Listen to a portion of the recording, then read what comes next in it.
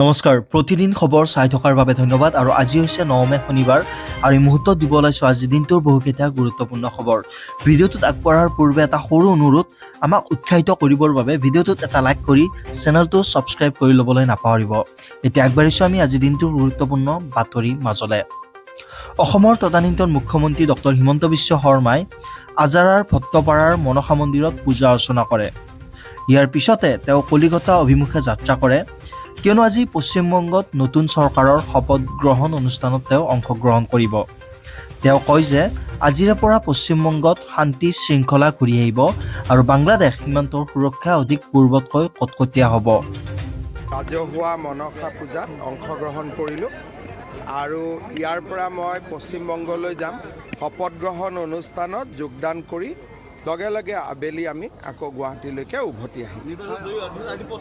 আজি প্ৰথম আহিছোঁ, কিন্তু শপত গ্ৰহণৰ পিছত ভাল কৰি আহিম। এই 12 তাৰিখটো পাৰ হৈ যাওক, তাৰপিছত গোটেইকেইখন পঞ্চায়ততে আহি ৰাইজক সাক্ষাৎ কৰি ৰাইজৰ অভাৱ অভিযোগ গোটেই কথাৰ মই নিজে বুজ ল'ম।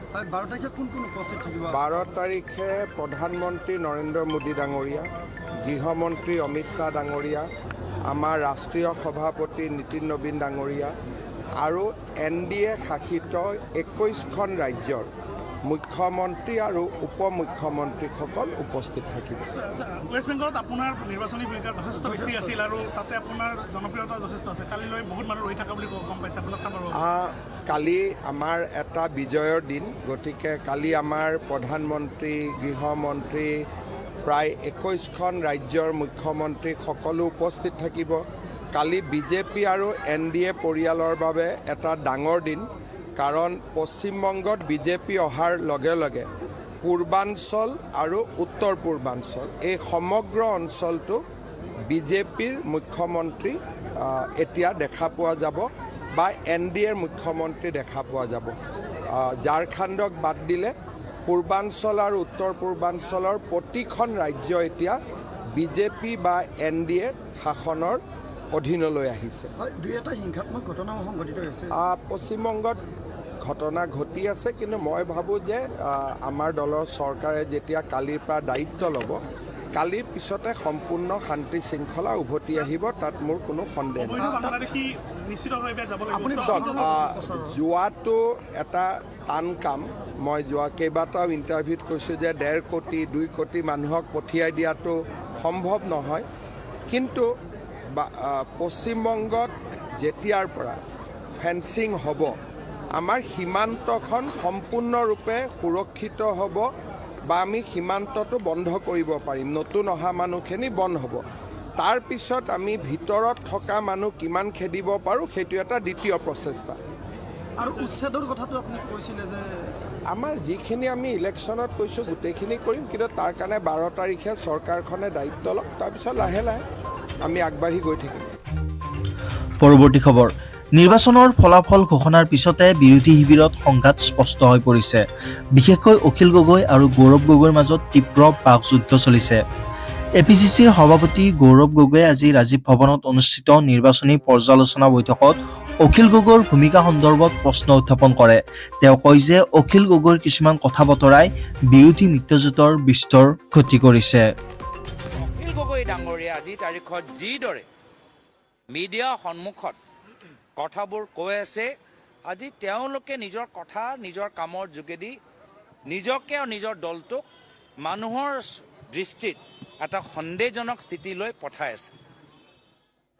আজিৰ তাৰিখত আমি চাই আছোঁ যে এইখিনি কৰিলে আমাৰ ভাল হ'লেহেঁতেন, এইখিনি আৰু কেনেকৈ ভাল কৰিব পাৰিলোহেঁতেন, আমি কথাখিনি পাতি আছোঁ, আলোচনা চলি আছে।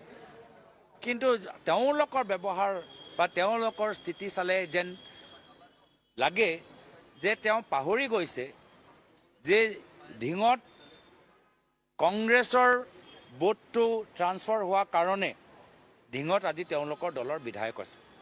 নহ'লে ঢিঙৰ পঞ্চায়ত নিৰ্বাচনৰ ফলাফল চালেই আমি গম পাই যাওঁ।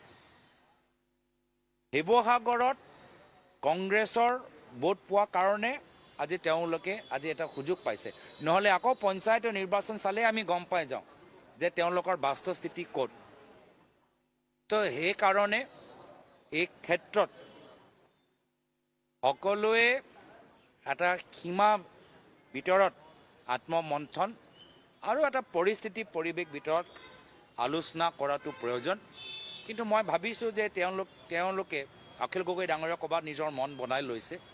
যিখিনি কথা আজি তাৰিখত হিমন্ত বিশ্ব শৰ্মা ডাঙৰীয়া কৈ আছে বা নিৰ্বাচনী প্ৰচাৰ সময়ত কৈ আছিল, মই ভাবোঁ অখিল গগৈ ডাঙৰীয়াই ক'ৰবাত তেওঁলোকে নিজৰ ৰাস্তা আগন্তুক দিনত কেনেদৰে আগুৱাই লৈ যাবলৈ বিচাৰে, আগত যাবলৈ বিচাৰে, তেওঁলোকে আগতেই পৰিকল্পিতভাৱে নিৰ্ধাৰিত কৰি ৰাখি থৈছে।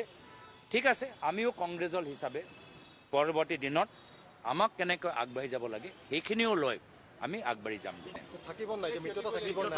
না, তেওঁলোকে নিজৰ কথাৰে মই ভাবোঁ বিৰোধী ঐক্য মঞ্চত তেওঁলোকে ভাবি লৈছে যে ইয়াৰ পৰা কেনেদৰে ওলাই যাব পাৰে।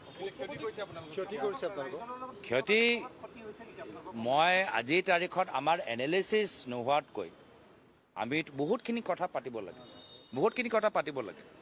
তো সেইকাৰণে মাত্ৰ এটাহে কথা যে আছে মই নাভাবোঁ।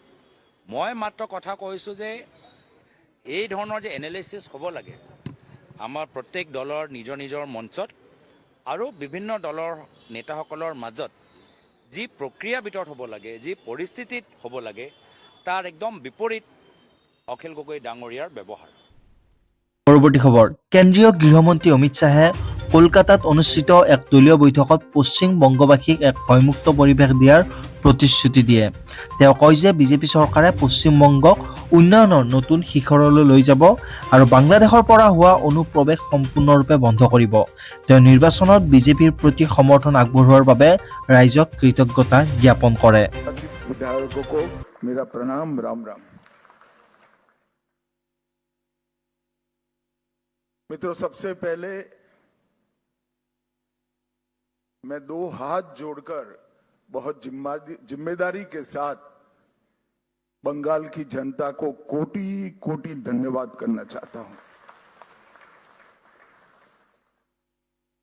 जिस प्रकार का माहौल कम्युनिस्टों के समय से यहां पर बनाया जाता था,